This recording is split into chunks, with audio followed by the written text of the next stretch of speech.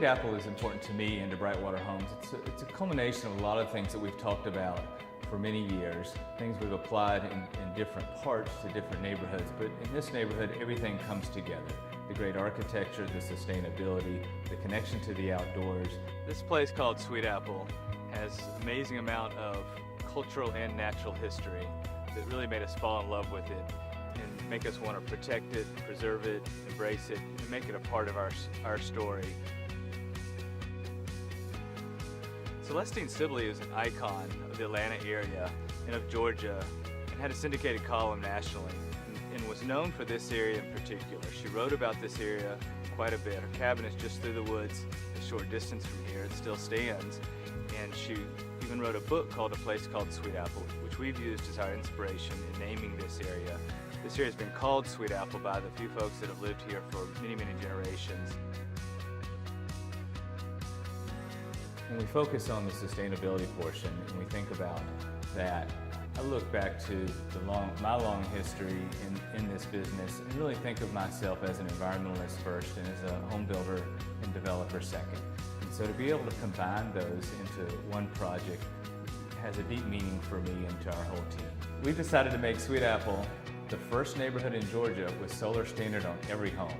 Really excited about what this brings to the energy savings of the home. We'll have a 3 kilowatt per hour system with 10 or 12 panels on every home. We'll work to put them where it doesn't impact the architecture in any way, but has great impact. Part of our conservation efforts that we've done at Sweet Apple, in addition to having the Oconee River Land Trust protect 13 acres with a permanent conservation easement, we've also worked with the Georgia Native Plant Society to identify plants, and we've now done many rescues of plants on the site before we did our development. We discovered that there were several different unique ecosystems on the property. There were an amazing number of native plants. We've now identified over 150 species, including a couple that are threatened or very rare. We've put 2 miles worth of walking trails in. Hopefully some folks are using those as a place to get their exercise, to get their outdoor time. Hopefully some are also learning about the environment that they're walking through and really enjoying that experience. At Sweet Apple, when we started thinking about the architecture, we talk a lot about what's going to be place appropriate and nestling it into the natural site, to the trees on each home site, thinking about each one of them individually.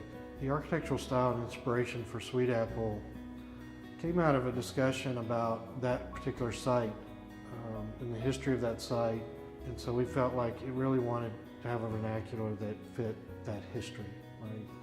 So we've picked farmhouse vernacular and style to work with, but we also want to play with that and keep it fresh and interesting and feel like 2018.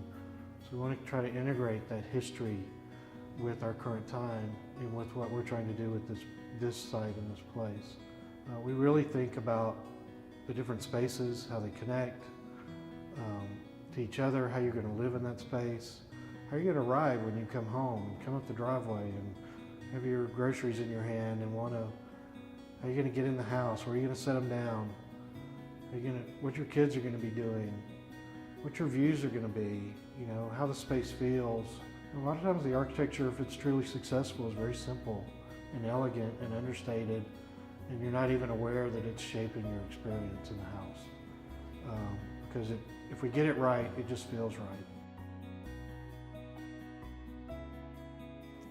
When we share the story of Sweet Apple with families that are looking at moving their lives out here and being a part of this, I really hope that they walk away with the understanding that they have many, many acres that have been preserved for their families to really embrace, enjoy, and discover through the seasons and as it changes over time.